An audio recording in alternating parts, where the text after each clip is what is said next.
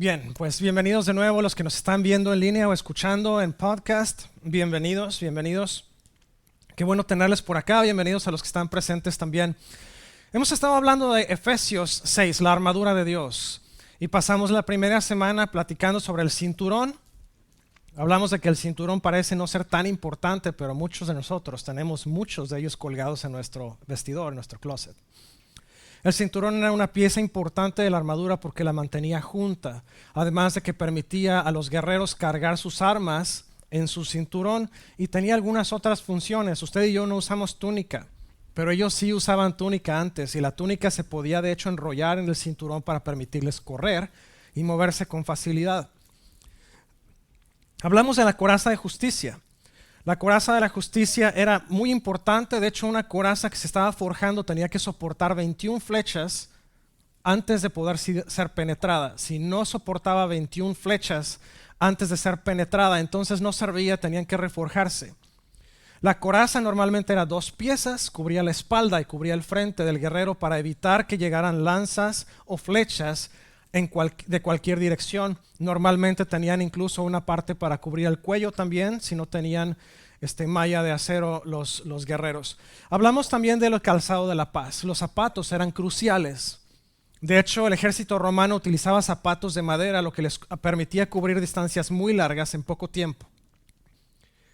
Hablamos también del casco o el yelmo de la salvación, que así como para un soldado era importante mantener toda su cabeza protegida y tener incluso la rejilla en el frente para proteger su rostro, así es mismo la salvación que nosotros hemos recibido de parte de Dios, que protege nuestros pensamientos, protege nuestras palabras. Y si usted tiene esa voz pequeña en su mente que le habla cuando usted está a punto de hacer algo que no está bien, esa es la voz del Espíritu Santo diciéndole: para, escucha y actúa de acuerdo a la palabra de Dios. Y vimos también el escudo de la fe la semana pasada. Y como dice Pablo que el escudo de la fe sirve para apagar las flechas encendidas del enemigo. Los escudos había de diferentes tamaños y vimos que había unos redondos pequeños que se usaban para combate cuerpo a cuerpo, pero cuando iban a salir a combates donde iba a haber jabalinas, donde iba a haber flechas con enemigos poderosos, usaban escudos que eran largos, eran 4 o 5 pies de altura.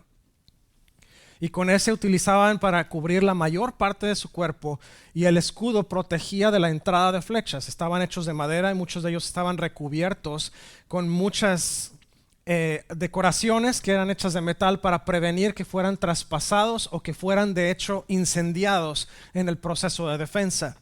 Y hoy vamos a estar hablando del arma principal, que es la espada del Espíritu. Si a usted le gustan las películas medievales, usted sabe que los combates cuerpo a cuerpo normalmente ocurrían con espada. En algunos casos utilizaban otras herramientas, pero la espada era el principal objeto que utilizaban. Y una espada que estaba de hecho desafilada no servía para nada. Una espada desafilada en las manos de un guerrero era prácticamente como mandarlo a usted a comprar de comer sin la cartera. Así de sencillo. No podían hacer nada. Podían defenderse tal vez, pero no podían atacar. La espada es el arma o el instrumento que utilizaban los guerreros para causar daño al enemigo, además de defenderse. De hecho, una espada que estaba bien hecha, era una espada que estaba forjada, normalmente era el doble del largo del brazo, del alcance de la persona, porque eso le permitía tener 3 veces el alcance con la espada, y además estaba afilada de los 2 lados. En el caso de un guerrero que tenía experiencia, sabía que una espada con doble filo iba a ser más cortante y más destructiva que una espada como una cimitar, por ejemplo, que nada más tiene filo por un solo lado. Vamos a entrar a la palabra de Dios. Vamos a estar leyendo Efesios 6, versículos 10 al 18. Si usted tiene sus notas ahí, tiene su Biblia, prepárelas y póngase de pie conmigo para leer la palabra de Dios. Y vamos a leer Efesios 6, 10 al 18. Dice una palabra final. Y voy a parar rápido. Cuando Pablo dice una palabra final, no es para decir, sale, ya me voy a despedir. No, es para decir, pongan atención, voy a hablar algo importante como mi último punto. Y van a ver que el pastor a veces hace también eso. Sean fuertes en el Señor y en su gran poder. Pónganse toda, y diga conmigo otra vez, toda la armadura de Dios, para poder mantenerse firmes contra todas las estrategias del diablo, pues no luchamos contra enemigos de carne y hueso, sino contra gobernadores malignos y autoridades del mundo invisible, contra fuerzas poderosas de este mundo tenebroso y contra espíritus malignos de los lugares celestiales. Por lo tanto, pónganse todas las piezas de la armadura de Dios para poder resistir al enemigo, que significa ponerse en contra del enemigo en el tiempo final. Así después de la batalla todavía seguirán de pie, firmes. Defiendan su posición poniéndose el cinturón de la verdad y la coraza de la justicia de Dios. Pónganse como calzado la paz que proviene de la buena noticia, a fin de estar completamente preparados. Además de todo eso, levanten el escudo de la fe para detener las flechas encendidas del diablo. Pónganse la salvación como casco y tomen la espada del Espíritu, la cual es la palabra de Dios. Oren en el Espíritu en todo momento y en toda ocasión, y manténganse alerta y sean persistentes en sus oraciones por todos los creyentes en todas partes. Señor, gracias esta mañana por tu palabra. Gracias, Dios, porque no solamente nos diste un manual para vivir a través de él y con él, pero nos diste también una completa armadura y un completo arsenal para poder atacar al enemigo y para poder defender nuestra posición. Te damos gracias, Señor, porque tu palabra es viva y es eficaz. Y te damos gracias, Señor, porque tu palabra es verdad y tu palabra fue, es y seguirá siendo, porque pueden pasar todas las cosas, pero tu palabra no pasará. Te pedimos, Señor, esta mañana que tu palabra caiga en nuestros corazones como semilla en tierra fértil, que crezca, que florezca y que fructifique al 100%. Y te damos gracias porque tú eres Dios, tú eres Señor y porque tú nos amas, en el nombre de Cristo Jesús. Amén. Tome su lugar. Pablo nos está hablando de tomar toda la armadura de Dios, ponernos toda la armadura. Nos da mandamientos dentro de esto y nos dice: ponte toda la armadura de Dios. Pero no solamente eso, pero nos está también mandando a orar en toda ocasión y nos está mandando a orar por todos los creyentes en todas partes, no nada más en tu ciudad, no nada más en tu casa, no nada más con tu familia, pero por todas partes. ¿Por qué es importante la oración? Lo vamos a ver la semana que entra, así que siga usted sintonizado. La oración es nuestra arma principal, lo veíamos hoy en la clase de discipulado. Jesús pasó mucho tiempo de su vida, de su ministerio, en oración. Jesús se desaparecía en la madrugada a orar. Jesús en medio del día se ponía a orar, y si estaba enseñando algo a sus discípulos, en medio de esa rutina de enseñanza, paraba y se ponía a orar, y antes de irse a dormir se iba a orar, y oraba antes de los alimentos, y Jesús oraba. Y usted lo puede ver, en la palabra de Dios está establecido. Jesús en medio de la nada, en medio del día, venían niños a él, y le decía a los discípulos: dejen a los niños venir a mí, y se puso a orar y a bendecir a los niños en ese momento. No es por eso que tengo a mis niños aquí, aunque amo a los niños, me encantan los niños, pero es otra historia, luego les platico por qué. Pero Jesús amaba a los niños y Jesús bendecía, y en medio se paró y platicábamos de Lázaro, que fue uno de los milagros y señales de Jesús. Levanta a Lázaro de la muerte, y antes de abrazar a Lázaro se pone a orar y le dice: Señor, gracias, porque a través de esto nos estás enseñando tu poder y tu gloria. Nos está instruyendo Pablo a orar diligentemente. ¿Qué significa diligentemente? Diligentemente significa estar constantemente, en todo tiempo, en todo lugar y con toda nuestra conciencia orando a Dios.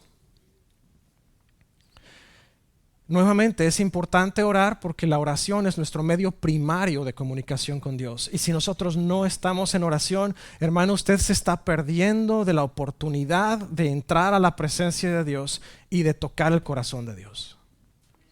No sé si a usted le ha pasado antes, pero hay momentos en que usted entra en oración y mientras está orando el Señor le cambia el sentido de su oración.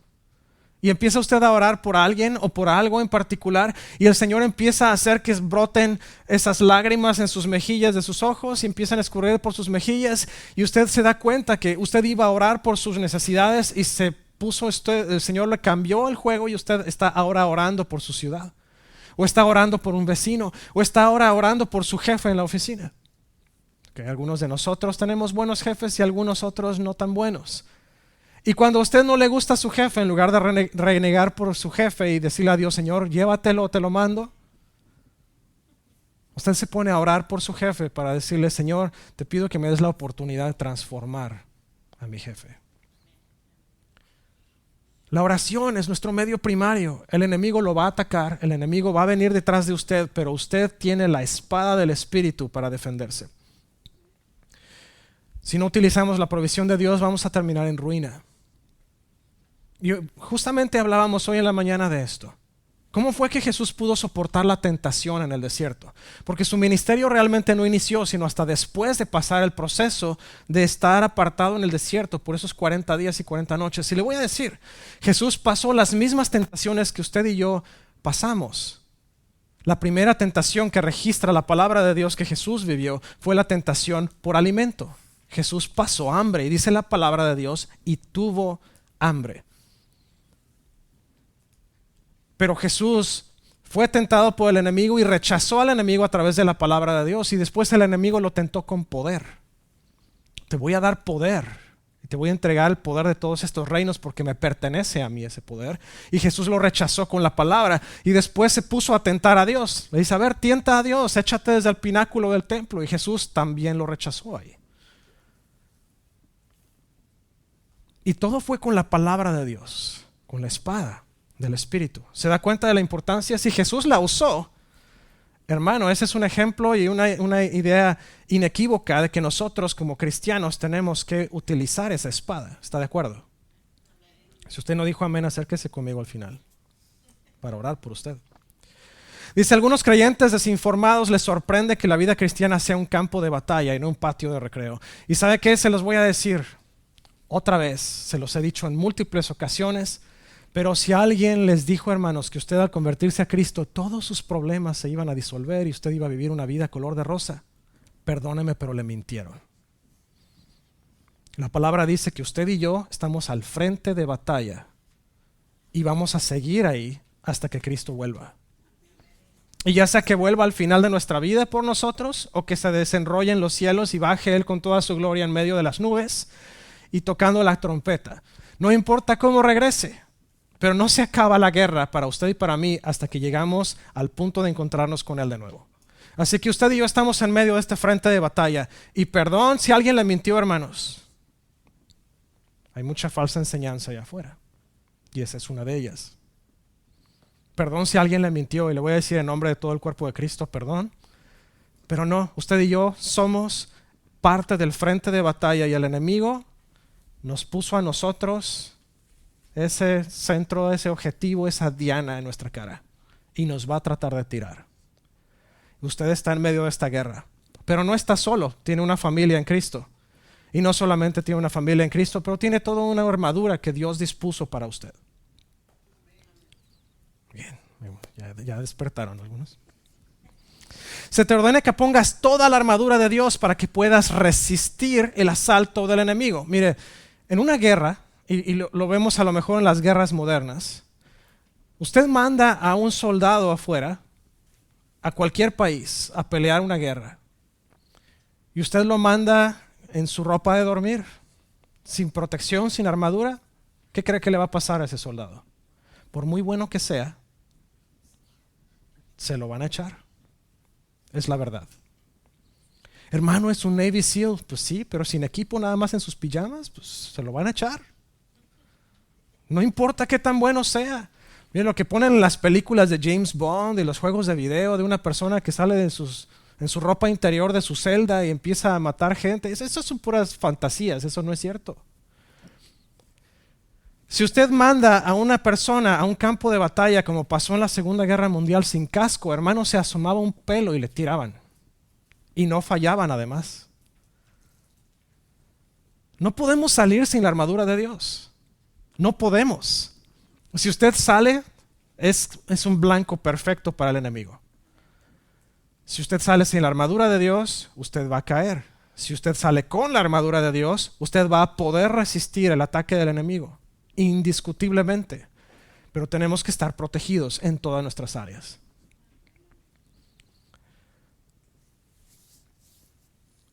Ahora, si usted sale a la guerra sin fusil, usted va a ser muy bueno defendiendo, pero va a tener muchos problemas atacando y usted tiene que contraatacar al enemigo. ¿Y cómo contraatacamos? Con la espada. Los guerreros antes la única manera en que los guerreros podían hacer contacto físico con el otro para sacarlo de combate era a través de un arma. Unos usaban una maza, otros utilizaban jabalina, otros utilizaban espada, algunos eran arqueros expertos, pero cada quien tenía su área. Y una de las razones por las cuales los ejércitos más capaces y más peligrosos tenían tantas victorias era porque sus armas estaban diseñadas para destruir al enemigo a veces antes de entrar a la batalla. Una espada que estaba corta, a lo mejor de la longitud del brazo nada más, era una espada que no tenía mucho alcance. De hecho, los romanos usaban espadas largas. ¿Por qué usaban espadas largas? Porque una persona que llegaba con un mal calzado y con una espada corta, lo primero que sufría era daño a sus pies. Y si la persona no podía estar de pie, la persona estaba fuera de combate en automático. Era fácil de eliminar a esa persona. Así que es importante la espada. Es importante cómo nosotros cuidamos de la espada. Es importante cómo nosotros usamos la espada. Le decía hace rato, si usted tiene una espada en su casa que es de esas de ornato y no tiene filo y alguien se mete a su casa y usted trata de defender la casa con una espada sin filo, hermano, lo único que va a hacer es como untarle mantequilla a la persona. No le va a hacer daño. El otro con un cuchillo le va a salir victorioso probablemente porque la espada no está hecha para eso. Pero si usted la afila y la tiene bien y de eso que separa la mosca y se parte en dos, porque así eran, así afilaban las espadas. Dejaban caer una pieza, una hoja o lo que fuera y se tenía que cortar al caer, solamente al caer. Es por eso que era tan importante la espada y tenían que cuidarla. Después de la batalla la espada regresaba con hendiduras y le faltaban partes a la hoja y tenían que volver a afilar la hoja y volver a pulir. Las espadas eran importantes. ¿Y sabe qué? Tenemos la espada más filosa y la más importante de todas. De hecho, la palabra dice, y lo vamos a leer más adelante, que es como una espada de 2 filos que penetra hasta partir el alma y las coyunturas. La espada de Dios es capaz de destruir cualquier arma del enemigo si usted la usa. Pero si usted la tiene empolvada en un librero, pues no le va a ser de mucha ayuda. Dice Santiago 4:7, así que humíllense delante de Dios, resistan al diablo y él huirá de ustedes. Pedro dice, estén alertas, cuídense de su gran enemigo el diablo porque anda al acecho como león rugiente buscando a quien devorar. Manténganse firmes contra él y sean fuertes en su fe. Recuerden que sus hermanos en Cristo en todo el mundo también están pasando por el mismo sufrimiento. Si usted está pasando por dificultad, abrácese de la palabra de Dios. Si usted tiene flojera hoy, agarre la palabra de Dios, le va a dar ánimo.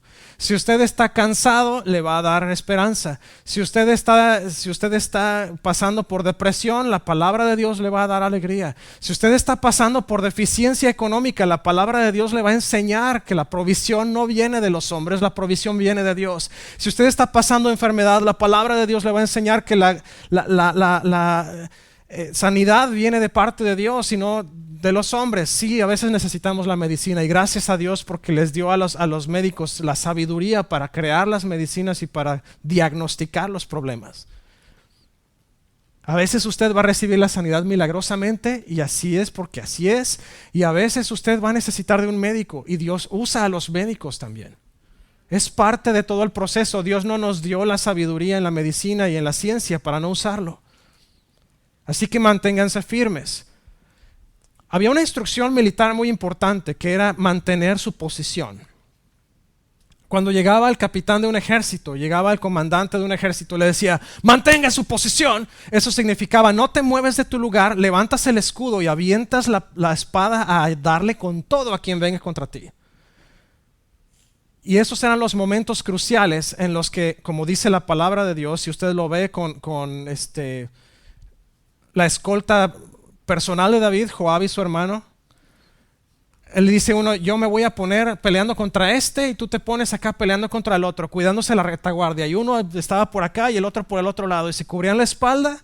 Y usted lo puede ver en las viejas películas. Si a usted le gusta la película de Gladiador, es un excelente ejemplo, porque en esa película hacen una tortuga con los escudos y lo único que pasaba a través de esos escudos eran las jabalinas que ellos usaban para desmantelar al enemigo. No penetraban las jabalinas, salían muchas veces de ahí. Muchas veces el escudo se abría de en medio, la tortuga, y salían por ahí justamente brincando con espadas, con jabalinas. Eran sus medios de ataque. La espada era un medio importantísimo de ataque. Ahora, la espada que nosotros recibimos no es nuestra. Le pertenece al Espíritu Santo. Y el Espíritu Santo sabe muy bien cómo cuidarla. La mantiene siempre afilosita para nosotros.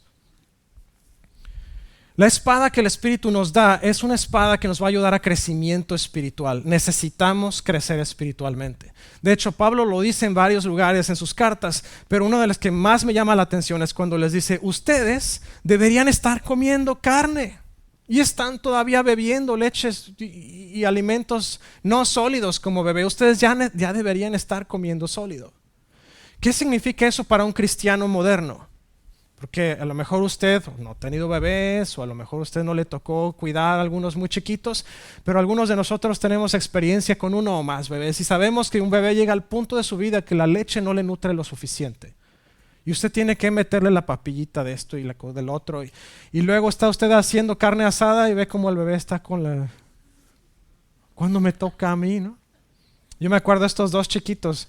Cuando estaba mi niña con los dientes que todavía no le salían, hacíamos la carne asada y sacábamos los elotes y le dábamos su elote y estaba ella con las encías jalando los granitos de los elotes. Y luego con este empezó de carnívoro desde chiquito, le dábamos las costillas de puerco y estaba ahí con los huesitos, quitándole lo poco que quedaba de carne. Llega el punto en que necesitan eso y como cristianos somos iguales. Llega un punto en que ya no podemos seguir comiendo el Gerber espiritual. Llega el punto en que la papilla y la leche ya no son suficientes y es ahí donde la espada del Espíritu entra a trabajar en nuestra vida. Necesitamos meternos a la palabra. Y sabe que muchos de nosotros, yo no me quiero contar ahí, pero algunas personas se conforman con nada más leer. Voy a leer porque el pastor dijo que tenía que leer. Le voy a decir una cosa, si le digo que tiene que leer no es para darle una orden a que la lea y la ponga en su lista de quehaceres de todo el día.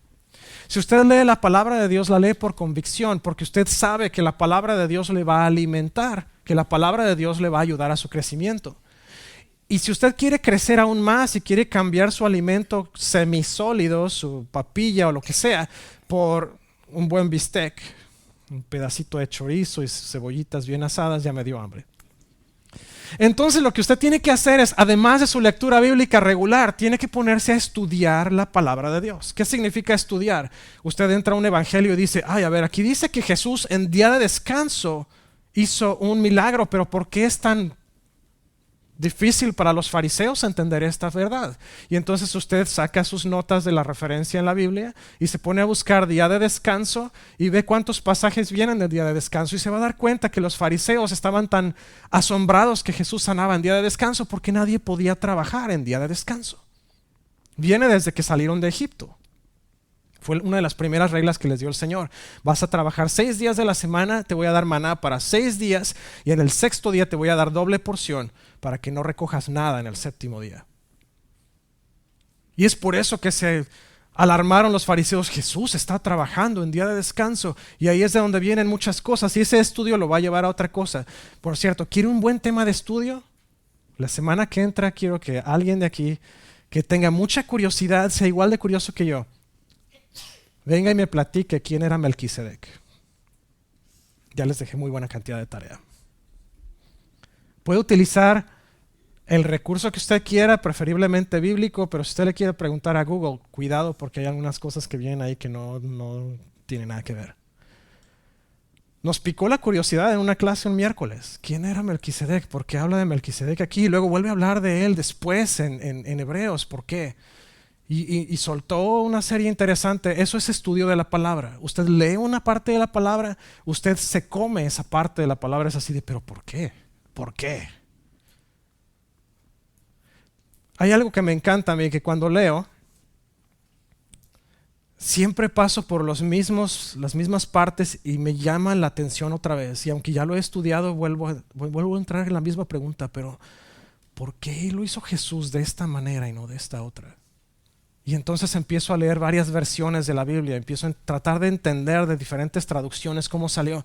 Y en algún momento me dio curiosidad de estudiar griego nada más para estudiar el Nuevo Testamento en griego como fue escrito para saber qué está pasando ahí.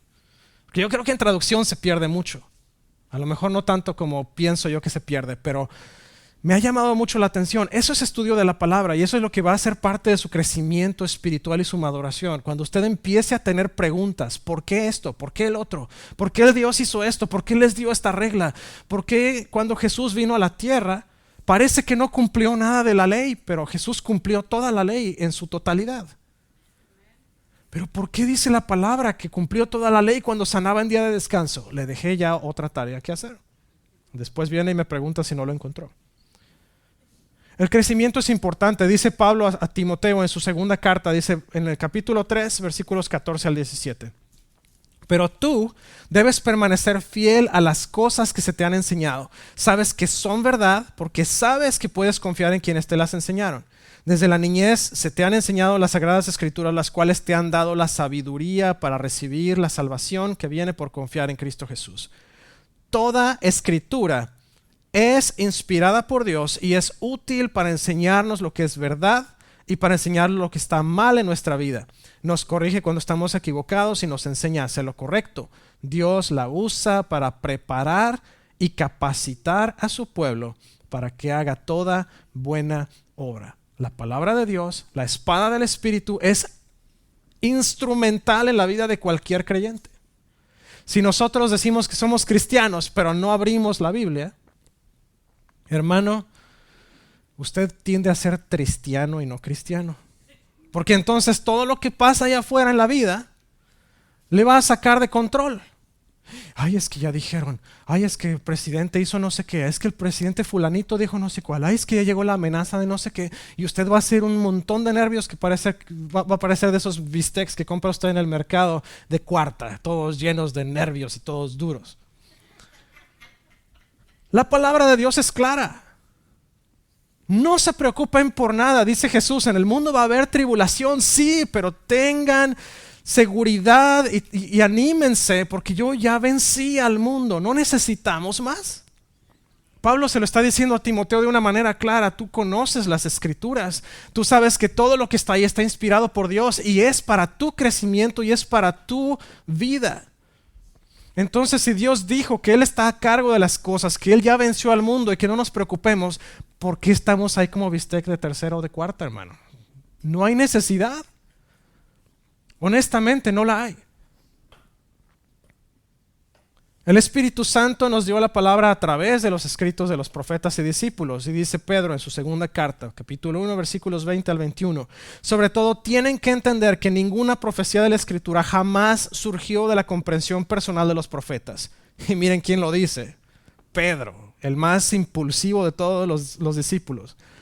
Dice ni por iniciativa humana, al contrario, fue el Espíritu Santo quien impulsó a los profetas y ellos hablaron de parte de Dios. Es inspirada por Dios, viene de parte de Dios y es para que usted crezca en su relación con Dios. Dios nos habla a los cristianos de dos maneras. La primera nos habla a través de la palabra de Dios, y esa es la forma fundamental. Y la segunda nos habla a través de la oración. Ahora les platicaba yo la semana pasada, la oración es un canal de comunicación de dos vías. Usted habla y usted espera que Dios conteste. Si a usted le gusta hacer monólogo, hermano, a Dios no le gustan los monólogos. Si usted se fija en toda la historia de la palabra de Dios, se va al Antiguo Testamento, al Nuevo Testamento, Dios tiene conversaciones. Creo que el único que se le ocurrió hacer monólogo contra Dios fue Job, y sepa usted cómo le fue. Que al final Dios le dice, ¿en serio eres tan vivo como dices que eres? A ver, pues dime, ¿de dónde salió esto? ¿De dónde salió el otro? ¿Quién creó esto? ¿Cómo se creó? ¿Se le ocurrió ponerse al tú por tú con Dios? Pues bueno, ese es problema, Job, sorry. Pero si se fija, Dios tiene conversación con todos. Hablaba a través de los profetas. Al principio, hablaba a través de los profetas y de los sacerdotes. Después, Jesús tiene conversaciones con la gente. Y una de las más alarmantes de todas para sus discípulos fue con la mujer samaritana en el pozo de Jacob. ¿Por qué? Porque los samaritanos y los judíos eran enemigos, y eran enemigos jurados. Y no solo eso, pero Jesús está hablando con una mujer a solas. Lo cual para los judíos era absolutamente prohibido. No podía sentarse con una mujer, y menos de la reputación de esa mujer. Así que Jesús rompió todas las barreras y dijo, no, es que ella necesita salvación y le dio salvación y se lo trajo. Lo que Jesús estaba haciendo era abrir un canal de comunicación entre ella y Dios. Y cuando usted está orando y cuando usted se comunica con Dios, mire, hermano, su oración no es la lista de Navidad. No es la lista de Navidad. Usted vea la lista de un niño y sabe que hay niños bien vivos, porque yo me acuerdo cuando estábamos chiquitos nosotros solamente sabíamos de los Santos Reyes. Pero luego visitamos a mis primos que vivían en Monclova y mis primos nos enseñaron que allá venía el niño Jesús. Y después escuchamos de Santa Claus aquí en los estados, así que le escribíamos una carta a los Reyes, otra al Niño Dios y otra a Santa Claus.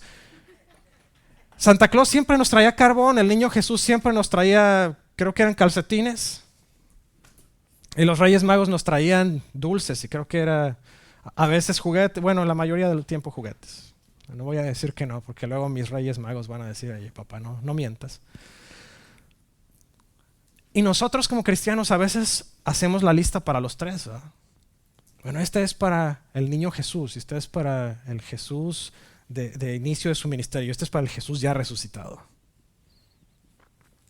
Pero la oración no es así. La oración es una conversación con Dios. De hecho, hay un libro muy bueno que justamente se llama Conversaciones con Dios. Algunos de esos están muy... cuídese de algunas de las cosas que vienen en ese libro, pero otras están muy interesantes. Pero lo que le voy a decir es, si usted va a orar, espere que Dios le conteste. Siéntese con una Biblia ahí, porque usted va a hablar y Dios va a contestar. Y entonces usted puede volver a preguntar o volver a solicitar de Dios y Dios le va a volver a contestar. La oración no es solamente un monólogo, la oración es un canal de dos vías. Y en algunos casos usted va a escuchar palabra de Dios a través de otros cristianos. Eso pasa cuando Dios está trayendo confirmación, eso pasa cuando Dios está queriéndonos hacer entender algo. Y eso pasa también cuando nosotros estamos de necios, tapándonos los oídos, esperando que Dios conteste mientras con las orejas tapadas. O cuando hacemos como algunos niños, ¿no? Oye hijo, X o Y, hijo, X o Y, y aun cuando está aquí, te está viendo a los ojos, su cerebro está en blanco, está cero, está entrando por un lado y saliendo por el otro. Si nos decía mi mamá, parece que te entra por un lado y te sale por el otro. Así éramos, ni modo. La oración es el canal principal de comunicación. El Espíritu Santo trabaja con la palabra de Dios para el éxito final. Miren, hay tres cosas bien interesantes. Si nosotros sacamos al Espíritu Santo de la palabra de Dios, y usted va a encontrar esto en algunas otras creencias allá afuera, están muy apegados a la palabra de Dios, pero sacan al Espíritu Santo completamente de ahí. Eso es intelectualismo. Se vuelven muy buenos teólogos, se vuelven muy buenos estudiosos de la palabra de Dios, pero se pierden del contenido principal. Por lo tanto, no solamente se vuelven intelectuales, y no solamente se vuelve una corriente de intelectualismo, pero es una corriente de intelectualismo muerto, porque la vida de la palabra de Dios es el Espíritu Santo. Es de ahí de donde viene la vida. Ahora, si nosotros tomamos al Espíritu Santo, pero sin la palabra de Dios, entonces nos empezamos a convertir en emocionalistas y todo se convierte en, ay, el Espíritu, y ahora quiero que sentirte es X o Y cosa que el Espíritu va a traer sobre mí, pero si quitamos a la palabra de Dios de en medio, todo esto se va a convertir en nada más que emocionalismo peligroso. ¿Y usted lo ha escuchado pasar? No voy a decir quiénes, pero hay algunas corrientes incluso que traen serpientes a los servicios. ¿Perdón? Hermano, yo no había escuchado de eso. Bueno, como dice por ahí uno de los personajes de la película de Lego Batman, es muy buen trabajo para Google. Hay corrientes, hay tipos de voy a llamarlo, no son necesariamente, bueno, podría ser una secta de hecho, donde piensan que por el Espíritu Santo no nos pueden morder serpientes y no va a pasar nada, y ahí tienen con sus serpientes en las manos y todo. Pero quitaron el contexto de la palabra de Dios. La palabra de Dios, de hecho le voy a platicar algo aquí. Dice un pasaje muy bueno para nosotros, que dice, todo lo puedo en Cristo que me fortalece, y hay gente que hace sus playeras y todo, pero sacan completamente de contexto esa parte de la palabra de Dios.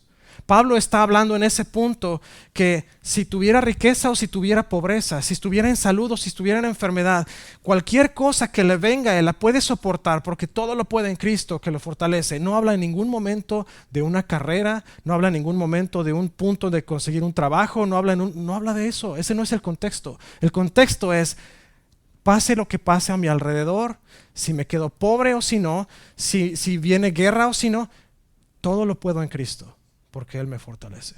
Y eso pasa en muchas otras. Nos convertimos en emocionalistas peligrosos cuando sacamos la palabra de Dios y tratamos de agarrar al Espíritu solamente. Sin embargo, cuando combinamos los dos, eso se convierte en una vida dinámica, se convierte en una experiencia dinámica de lo que Dios realmente quiere de nosotros. Tenemos que tener la palabra de Dios en nuestro corazón y tenemos que tener al Espíritu Santo cimentado en nuestra vida, tomando el control de nuestra vida. La espada es la palabra de Dios, dice Hebreos 4:12, pues la palabra de Dios es viva y poderosa y es más cortante que cualquier espada de dos filos y penetra entre el alma y el espíritu, entre la articulación y la médula del hueso, deja al descubierto nuestros pensamientos y deseos más íntimos. A Jesús no se le esconde absolutamente nada. Y está hablando de la palabra de Dios, la Biblia por sí misma. Me gusta mucho cuando estamos leyendo los evangelios que dice que les dice Jesús a los discípulos en uno de esos encuentros que tuvo con los fariseos: cuídense de la levadura de los fariseos. Y los discípulos están por acá hablando entre ellos: pues se referirá porque no trajimos pan para comer. Y dice la palabra que Jesús sabía lo que estaban pensando y les dice: no sean otra vez. No me refiero a eso, señores, me estoy refiriendo a la enseñanza de los fariseos.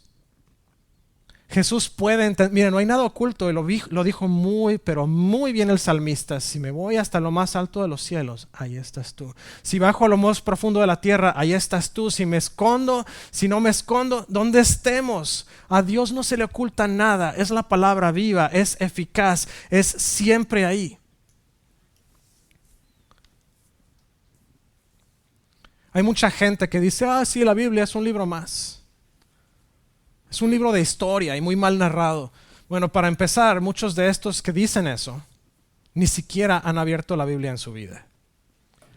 Y algunos de ellos la han abierto con la expectativa equivocada, por lo cual la palabra de Dios viva y eficaz no se les ha revelado a ellos.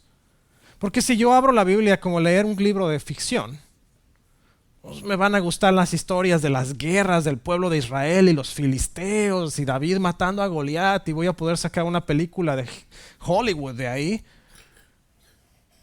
Y voy a tener estas ideas y a lo mejor voy a poder incluso yo hacer mi propia, si soy un creador de contenido como ahora, voy a poder hacer incluso mis propias historias y mis propios podcasts de estas guerras tan maravillosas, ficticias. La palabra no se me revelaría a mí si lo estoy viendo como un libro más de ficción, porque no lo estoy buscando con la intención de encontrar al Espíritu Santo ahí. Es por eso que es tan importante que cuando abrimos la Biblia no la abrimos nada más por abrirla. La abrimos esperando que Dios se revele a nosotros a través de ella, que Dios nos transforme a través de ella, que Dios nos hable a través de ella. La palabra de Dios nos va a hablar, nos va a transformar si nosotros lo buscamos. Porque la palabra tiene el poder de transformar no solamente circunstancias, pero personas. Y es tan importante, es tan tremendo que la palabra misma de Dios tuvo la capacidad de transformar a alguien quien perseguía a la iglesia de una manera tan criminal y tan terrible como era el apóstol Pablo, a transformarlo en el escritor de más de la mitad del Nuevo Testamento. Esa es la palabra de Dios. Ese es el poder de la palabra de Dios en acción. La espada debe ser estudiada y tiene que ser diaria la práctica. Mire, un soldado no se hacía un guerrero fuerte. David tenía su grupo de los 30 que eran los más expertos, y dentro del grupo de 30 tenía 3 que eran sus guardias personales. Y no se hicieron así por estar sentados viendo la televisión comiendo palomitas con la espada de un lado. Se hicieron expertos afuera entrenando horas todos los días, peleando contra otras personas, peleando entre ellos muy probablemente como se solía hacer. Practicando con la espada, practicando con una mano y con la otra. Dice que uno de ellos era tan hábil con la mano izquierda que él solo se echó a 300 personas. Había otro de ellos que tiraba con una onda y podía pegarle a un cabello a una distancia increíble. Era gente que entrenaba todos los días. Hermanos, si usted va a usar la palabra de Dios para su vida diaria, usted tiene que entrenar todos los días. Todos los días. Alguien me preguntaba, ¿cuántas horas tengo que practicar, pastor, para aprender bien a tocar el piano? No como usted.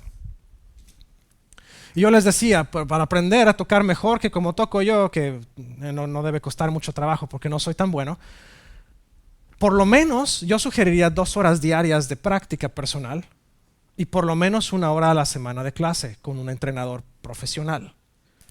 2 horas para aprender un instrumento.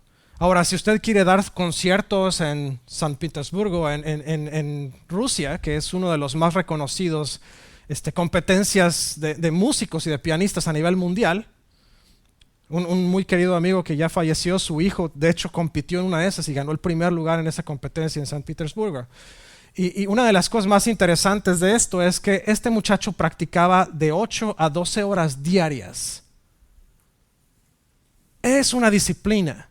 La palabra de Dios es una disciplina. Mire, hay recursos que le van a decir cuánto tarda en leerse la Biblia de pasta a pasta. Nuestro evangelista de aquí de la iglesia, Owasso First Assembly, esta persona lee la palabra de Dios, creo que dijo él 3 veces al año, 4 veces al año. Es posible. Si pone todos los libros de la Biblia juntos, toma aproximadamente 76 horas leerlos todos. 2 semanas de trabajo, 8 horas al día. Muchas veces nos da flojera leer un capítulo que nos va a tomar 3, 4 minutos en leer. La Biblia, hermano, la podemos leer más que una vez. Mire, la mamá del pastor Bruce falleció hace un par de semanas. Esa señora leía la palabra de Dios 2 veces de pasta a pasta al año. Si a usted le cuesta trabajo leer porque no encuentra el tiempo, hermano, la Biblia la puede usted escuchar en su carro mientras va manejando. ¿Cuánto le toma la ruta al trabajo? ¿30, 40 minutos, 20 minutos? Póngase a escuchar la palabra de Dios. La va a acabar de escuchar en unas cuantas semanas. Probablemente le va a tomar 3, 4 meses, pero escúchela si no la puede leer. Y haga notas. Me dice, pastor, voy manejando. Sí, pero si puedes contestar un mensaje de texto, puedes ponerte un mensaje de voz a ti mismo. Hey, recuérdate leer Marcos X. Y después en su casa llega usted, saca su Biblia, busca la cita de nuevo y la repasa y la estudia. Escúchenla si no la puede leer. Pero le voy a decir, si usted no conoce la palabra de Dios, cuando venga la tentación le va a costar muchísimo más trabajo, si no imposible rechazar esa tentación. Jesús venció a la tentación a través de la palabra de Dios. ¿Está de acuerdo conmigo? Cuando leas la palabra de Dios, usa la siguiente guía. Primero que nada, escritura. No solamente leas acerca de la Biblia, pero lee la Biblia en realidad. Cómete el contenido. Estúdialo. Apréndelo. Hazlo tuyo. La siguiente es observación. ¿Qué ves en la palabra de Dios? ¿Cuál era el contexto? ¿Qué estaba pasando? ¿Qué es lo que estás aprendiendo de ella? El siguiente es justamente la aplicación. ¿Cómo puedo aplicar este pasaje? ¿Cómo puedo aplicar lo que estoy aprendiendo? En este pasaje la palabra de Dios dice que tenemos que ser X o Y. ¿Cómo puedo yo hacerlo? ¿Cómo lo puedo implementar en mi vida? Pablo dice que me ponga la armadura de Dios en Efesios 6:10. ¿Cómo lo puedo hacer todos los días? Hermano, a través de la palabra de Dios, a través de la oración. Y empiece usted a conectarse. Ahora la última es oración. Comuníquese con Dios para que Él aclare y confirme. Señor, leí esto en la palabra, en tu palabra, necesito que me traigas claridad, necesito que me confirmes. ¿Qué quieres que haga? Y el Señor le va a hablar. A lo mejor le va a traer a alguien. Va a llegar su vecino, le va a decir, hey, ¿qué crees que pasó? Y usted va a encontrar a través de esa historia del vecino una oportunidad para entender lo que Dios le estaba aclarando y poner en práctica lo que Dios le está tratando de enseñar. Ahora, si quieres saber cómo observar y aplicar, hay una guía para aprender a observar y aplicar. La primera es, hay un pecado en esta historia o en esta parte de la palabra que debo evitar. Aprenda de los errores de los personajes en la Biblia. Una parte bien interesante de los personajes de la Biblia, usted puede verlo en los discípulos. Juan y su hermano. Señor, ¿quieres que oremos para que llueva fuego del cielo? Y dice Jesús, espérense, hijos del trueno. Así los llamó, hijos del trueno. Espérense. No se trata de matar a la gente, no vine a deshacerme de la gente, vine a salvar a la gente. Entonces, ¿cuál es el pecado que tenemos que evitar? Actuar impulsivamente. Ese es el primer pecado que podemos evitar de esa historia. El tratar de pensar que el poder que nos dio Dios es para destruir y no para construir. La siguiente es, hay una promesa que reclamar. En este pasaje en particular, ¿qué promesa podemos reclamar? Jesús no vino a condenar al mundo, Jesús vino a salvar al mundo. Así que la promesa que está ahí es que no importa qué tan pecador soy, no importa qué tan malo soy, no importa qué tan mal he vivido en mi vida pasada, Jesús está ahí para salvarme, Jesús está ahí para rescatarme, y fue lo que hizo con los samaritanos. Estoy apegándome a esa historia en particular. Ahora, ¿hay algún ejemplo a seguir? ¿Qué mejor que el ejemplo de Jesús? ¿Qué fue lo que hizo Jesús? Jesús calmó a los discípulos, y no solamente calmó a los discípulos, pero después entró en Samaria y empezó a predicar y a sanar y a hacer milagros en Samaria. Ahí hay un ejemplo. Jesús bendecía a sus enemigos por más que se ponían. Pastor, bendecía, pero si les decía a ellos que era una raza de hipócritas. Bueno, sí, también, porque sí se los dijo. Pero le voy a decir una cosa, Jesús intentó, y no solamente intentó, pero fue muy exitoso en alcanzar a gente muy arriba en el Sanedrín, porque José de Arimatea, él era de hecho del Sanedrín y seguía a Jesús secretamente. Nicodemo era el maestro de maestros y siguió a Jesús secretamente. ¿Se da cuenta? Podemos aplicar. Hay un mandamiento que obedecer. En ese en particular pasaje, lo único que podemos entender, y es implícito, no está explícito, es ama a tus enemigos, ora por ellos. Eso Jesús lo dijo en el Sermón del Monte, por cierto. Ama a tus enemigos, la palabra dice. Él se va sobre los 10 mandamientos, pero Él les dice, ama a tus enemigos, ora por ellos, bendícelos. Hay un conocimiento que ganar.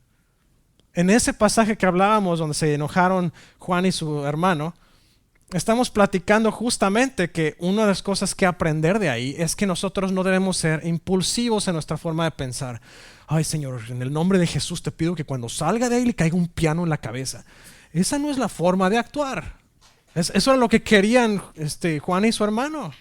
Que llueva fuego del cielo, Señor, y se consuman. No, espérate. Eso no es lo que Jesús quiere de nosotros. Ay, pero es que este grupo social, es que este político, es que el otro. Hermano, Dios no nos mandó a matar a la gente y a aborrecer a la gente. Dios nos mandó a odiar al pecado y amar al pecador. Si usted no ama al pecador, usted no le puede entregar el amor de Cristo. Y si usted no le entrega el amor de Cristo al pecador, usted está dando mal ejemplo y usted está pecando. El pecado está sobre usted.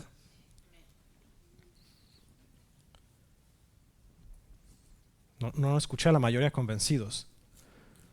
Pero si usted quiere ganar a una persona para Cristo, hermano, usted tiene que amar a esa persona, mostrarle el amor de Cristo. Porque si usted no le muestra el amor de Cristo y le dice, así Cristo te ama, pero ¿cómo me caes gordo? Usted no está demostrando el amor de Cristo, ¿está de acuerdo? Usted está deseando el mal sobre alguien más, que aunque no lo dijo, su pensamiento va para allá. Señor, ¿te lo llevas o te lo mando?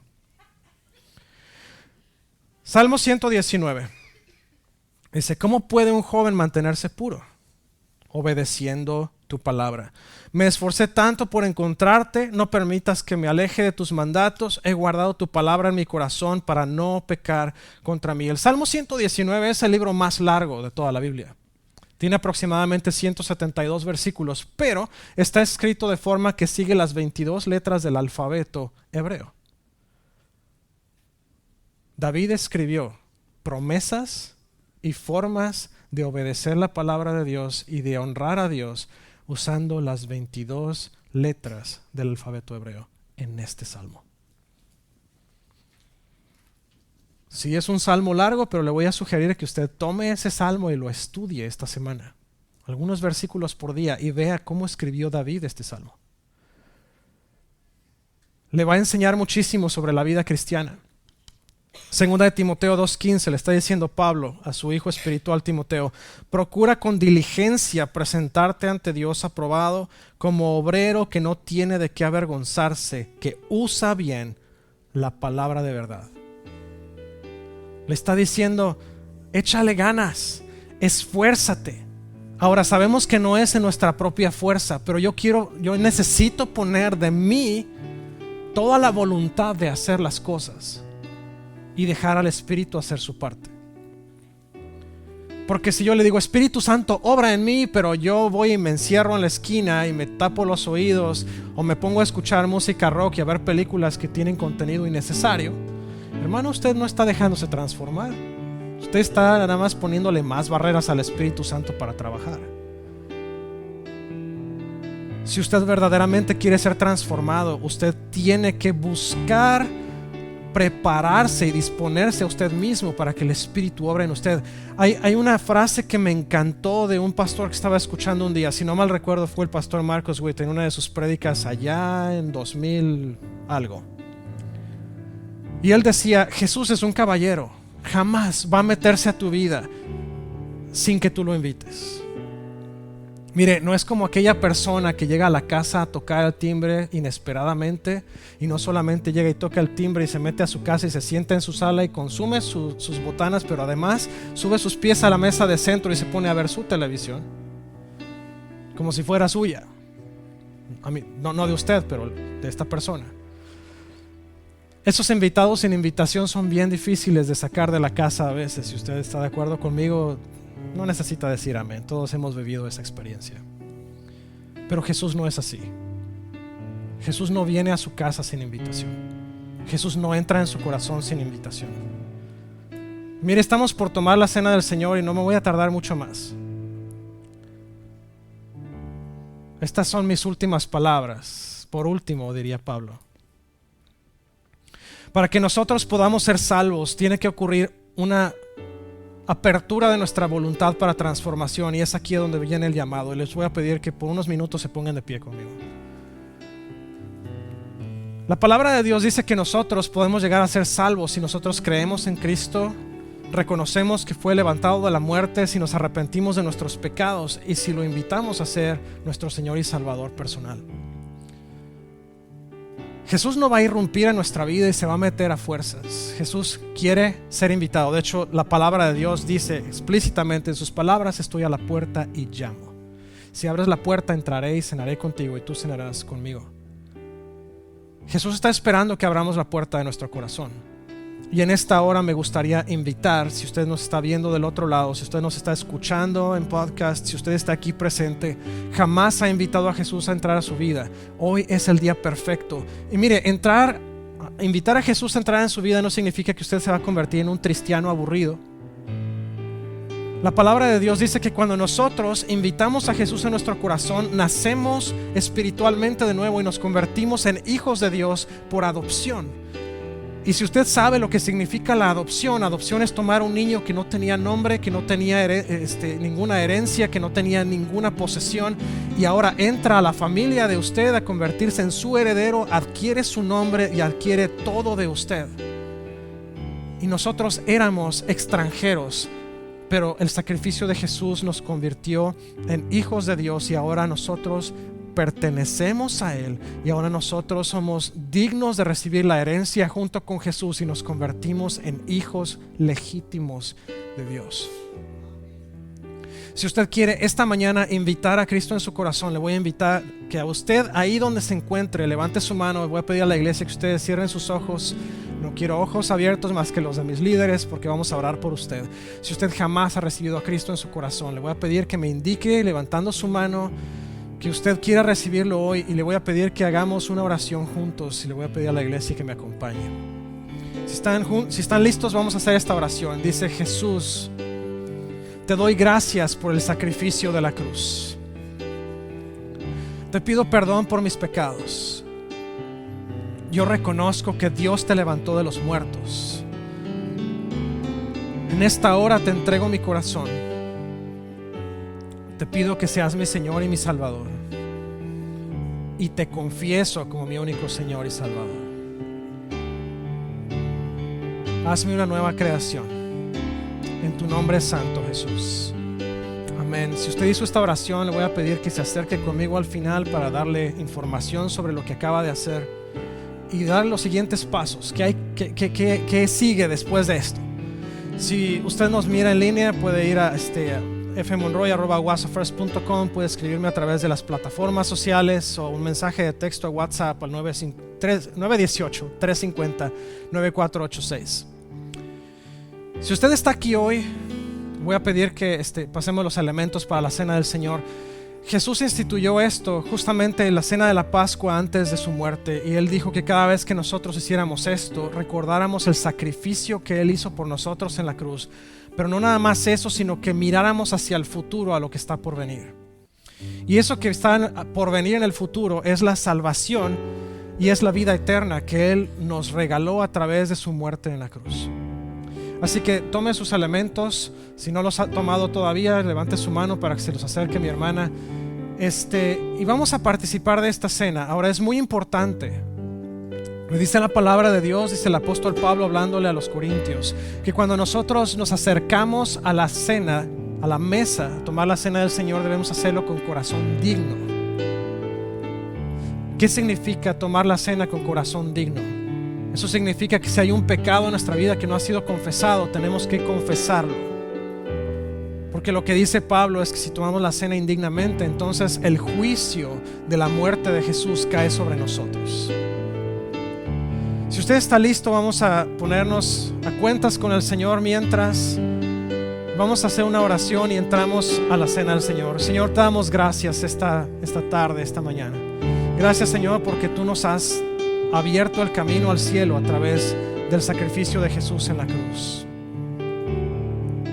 Te pido en el nombre de Jesús, Señor, que tú examines nuestros corazones en esta hora, Señor, y que todo pecado que no esté confesado salga, Señor, para que podamos nosotros ser liberados de este pecado. En el nombre de Cristo Jesús, Señor, esta mañana te doy muchas gracias, porque tú mandaste a tu Hijo a morir por nosotros. Te doy gracias, Señor, porque tú nos abriste el camino al cielo. Te pedimos esta mañana perdón, Señor. Te pedimos que nos limpies. Te pedimos, Señor, que nos liberes. Te pedimos, Señor, que nos restaures una vez más. Venimos delante de ti, Señor, con expectativa de ser completamente libres de pecado, libres, Señor, de opresión. Y en esta hora, Señor, venimos delante de tu trono a pedirte perdón y a ponernos nuevamente, Señor, en tus manos para que tú lleves la guía y el control de nuestra vida. En el nombre de Jesús. Dice la palabra que la noche que Jesús iba a ser entregado, Él se sentó a la mesa a tomar la Pascua con sus discípulos, y Él partió el pan y lo pasó a sus discípulos y les dijo: este pan que estamos a punto de comer, ustedes van a participar de él, representa mi cuerpo que hoy es partido por ustedes. Eso significa que el castigo que nos correspondía a nosotros llevar por nuestro pecado fue llevado por Jesús a la cruz, y Jesús lo clavó ahí por nosotros. El que no pecó nunca fue castigado por nuestros pecados y fue llevado hasta la cruz, dice Filipenses, hasta la muerte y muerte de cruz. Te damos gracias, Señor, porque es por tu sacrificio que hoy podemos estar delante de ti, de pie ante el trono de gracia. Te pido en el nombre de Jesús, Señor, en esta mañana que nos ayudes a entender que este pan que vamos a tomar representa, Señor, ese castigo que nos tocaba a nosotros, pero que tú tomaste y llevaste en ti para que nosotros pudiéramos ser libres del pecado, Señor, ahora y por siempre. Te damos muchas gracias, Señor, por ese cuerpo que fue molido, que fue golpeado, que fue partido por nosotros, en el nombre de Jesús. Amén. ¿Por qué no participamos del pan?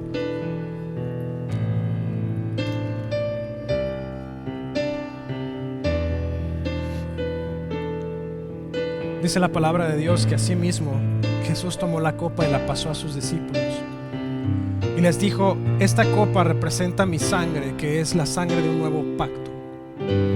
Cuando hablamos de pacto, hablamos de un acuerdo que es irrompible, es incancelable. Y ese pacto representa la vida eterna que viene a nosotros a través del sacrificio de Jesús y no a través de algo que nosotros podamos hacer. Dice la palabra que Jesús derramó toda su sangre hasta la última gota en la cruz por usted y por mí. Y esta mañana recordamos, Jesús, la sangre que fue derramada por nosotros a través, Señor, de esta copa que es representativa solamente, Señor, de ese sacrificio. Pero te damos gracias, Señor, porque dice la palabra que solamente a través de derramamiento de sangre había remisión de pecados, y tú derramaste toda tu sangre por nosotros hasta la última gota, para dejarnos completamente libres, Señor, de todo pecado, de toda traición, de todo problema, Señor, de toda enemistad. Y te damos gracias, Señor, porque tú nos has abierto la puerta a través de tu sangre, Señor, hasta esa vida eterna, hasta esa vida en el cielo, Señor, contigo, por toda una eternidad. Te damos gracias, Señor, porque fue tu sangre la que pagó el precio, y porque ahora nosotros no tenemos que seguir yendo al templo a ofrecer sacrificios. Tú hiciste el más grande y el más importante y el último sacrificio, para que podamos gozar del perdón de los pecados de aquí hasta que tú vuelvas. Te damos gracias, Jesús, y recordando ese sacrificio que tú hiciste, Señor, y visualizando ese día en que nos encontremos contigo nuevamente allá en el cielo, Señor, hoy tomamos esta copa y participamos de ella, Señor, como parte de ese recordatorio y parte de esa imagen, Señor, de lo que un día va a ser una vez más. En el nombre de Jesús podemos participar de la copa. Y te damos gracias, Señor, en el nombre de Jesús, porque tú eres un Dios fiel, eres un Dios bueno, porque en medio, Señor, de todas nuestras dificultades tú te has mostrado poderoso, porque, Señor, en medio de nuestro pecado y en medio de nuestra angustia y en medio del dolor, Señor, y tú te manifestaste, tú mandaste a tu Hijo entregarse por nosotros. Y te damos gracias, Señor, que es por tu gracia que nosotros hoy podemos exaltar tu nombre y levantar tu nombre. Gracias, Señor, porque nos levantaste del polvo, porque nos pusiste delante de ti, Señor, nos sentaste a tu mesa, nos llamaste hijo e hija, Señor, y aquí estamos delante de ti. Te bendecimos, Señor. Te pido que mis hermanos salgan hoy, Señor, no como llegaron, sino que hayan sido transformados por tu Espíritu Santo. Señor, que tu palabra sea el cimiento de sus vidas, y que cuando ellos sientan depresión o sientan, Señor, estrés o sientan preocupación, que ellos puedan acudir a tu palabra para recibir, Señor, tu consuelo, o para recibir, Señor, tu descanso, o para recibir instrucción y dirección. Te pido, Señor, que tu palabra, Señor, y la oración sean su instrumento primario de contacto y de comunicación contigo. Te pido, Señor, que tu palabra sea siempre la luz que dirija su camino. En el nombre de Cristo Jesús, gracias por sus vidas. Te pido que bendiga su casa, su salud, sus finanzas, su trabajo. Te pido que los llenes de ti hoy, mañana y siempre. Gracias, Señor, en el nombre de Jesús. Amén y amén. Déjenme cerrar con esta bendición. Que Dios me los bendiga y los guarde. Que el Señor bendiga su entrar y su salir, que bendiga su acostar y su levantar, que haga resplandecer su rostro sobre ustedes y que les llene de paz hoy, mañana y siempre.